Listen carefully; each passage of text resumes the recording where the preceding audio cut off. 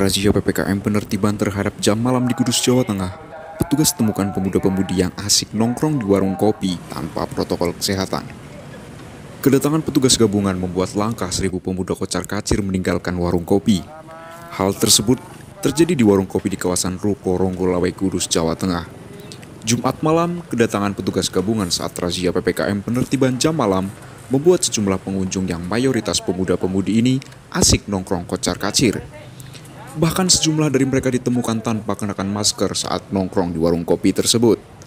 Petugas gabungan meminta untuk dibungkus dan meminta menutup warung sesuai aturan PPKM darurat.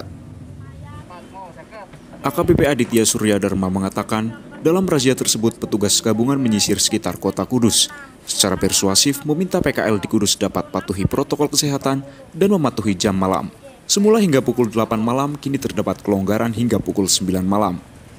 Perintah pimpinan kita serentak melaksanakan apel jam 9 malam, menggunakan kesiapsiagaan, kemudian kita membagikan sembako kepada masyarakat sekitar yang terdampak oleh PPKM darurat. Ini sebagai wujud empati kita, empati dari pemerintah kepada warga masyarakat.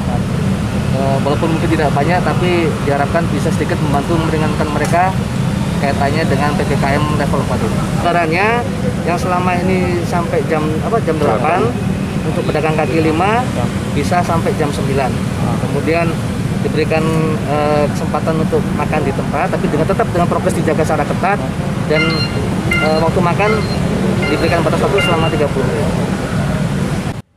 Sementara itu, Astuti, pemilik warung kopi di emperan Ruko mengaku sempat kaget adanya petugas gabungan yang razia PPKM. Pihaknya berharap agar pemerintah dapat segera memulihkan kondisi, mengingat dalam kondisi tersebut omset penjualan menurun drastis. Hari biasa dapat mencapai 500.000, namun kali ini hanya 200.000 sudah cukup sulit.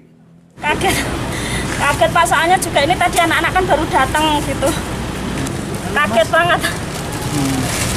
Kaget kenapa, Bu? Ya kaget. Biasanya nggak segini banyaknya patrolinya, paling biasanya cuma 5-6 mobil, ini banyak banget. Anggaran ini bagaimana sih, Bu? Sangat memberatkan Mas untuk PKL, sangat banget memberatkan.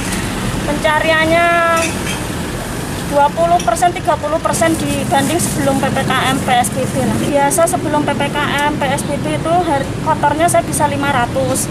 Kalau sama PPKM ini paling kotornya 200.000, belum buat belanja. Ya, alhamdulillah jajanannya diborong semua, Mas. Selain penertiban jam malam, petugas gabungan juga memberikan paket sembako kepada PKL yang terdampak PPKM darurat. Tak hanya itu, Kapolres Kudus juga borong dagangan warung kopi agar segera tutup, mengingat dagangan masih cukup banyak. Dari Kudus, Jawa Tengah, Tim Liputan MTV Jateng mengabarkan.